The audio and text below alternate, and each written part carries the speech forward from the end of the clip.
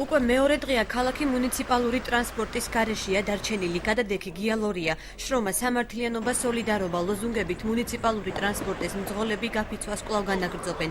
მათი მოთხოვნა უცვლელია: ხელფასების მატება, კოლექტიური ხელშეკრულებები და გიალორიას თანამდებობრივი პასუხისმგებლობის საკითხის დაყენება. ჩვენი მოთხოვნა რაც შეეხება, ეს არის ხელფასების მომატება. ფაქტი აგერ გვაქვს ხელზეა ყველაფერი. საათობა, რაც ჩვენ გამოგვდის 139 საათი, 140, 140, ასეა გრაფიკებით. და ელემენტარულად ყველა მეცის მათემატიკა 14-ჯერ 4 რა არის?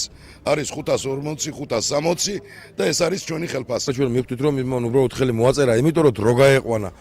აგის ერთ-ერთი მიზეზია, ყველა მიზეზზე დამატებული კოლექტიურზე არ მუშაობა ადმინისტრაციის მიზეზი რომ გიორგი ლორიამ დატოვოს სამსახური. აქციაზე შეკრებილები გუშინ მერიის ეკონომიკური პოლიტიკის განყოფილების უფროსის ტიტე აროშიძის სატელევიზიო ეთერში გაკეთებულ კომენტარებსაც აპროტესტებდნენ.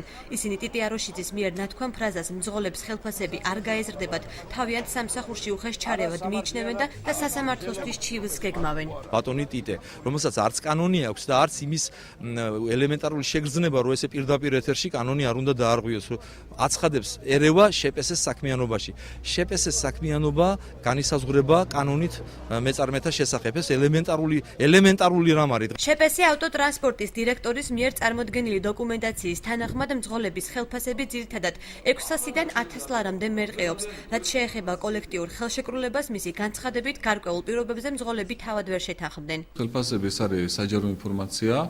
თქვენ შეიძლება გამოიგლოთ ისე როგორც ჩემი ხელფასი, ისე იყოს საუბარი თუ არ ვხსნები ინჟინერ-ტექნიკური პერსონალის ღებულობს, აბსოლუტურად გამჭირვალეა. ინჟინერ-ტექნიკური პერსონალის 90% ღებულობს უფრო ნაკლებ ხელფასს, ვიდრე მძღოლები. მერიის ეკონომიკური პოლიტიკის სამსახურის უფროსი აქციაზე შეკრებილებს მეწარმის შესახებ კანონის უკეთ გაცნობისკენ მოუწოდებს. ტიტე აროშიძის თქმით, მერიას ამ ეტაპზე ხელფასების მატების საშუალება არ აქვს. ამ შემთხვევაში თვითმმართველობა წარმოადგენს 100%-იანი წილის ფლობელ ორგანიზაციას, დამფუძნებელს და ნებისმიერ გადაწყვეტილებას, რა თქმა უნდა, ღებულობს თვითმმართველობა. შესაბამისად, უხეში ჩარევა არ ყოფილა, ეს იყო ჩვეულებრივი კანონმდებლობით გათვალისწინებული ესე ვთქვათ ნაზრები, როდესაც ჩვენ განვაცხადეთ, რომ ამ ეტაპზე მიზანშეუწმუნდად მიგვაჩნია მძღოლებისათვის ხელფასების მატება.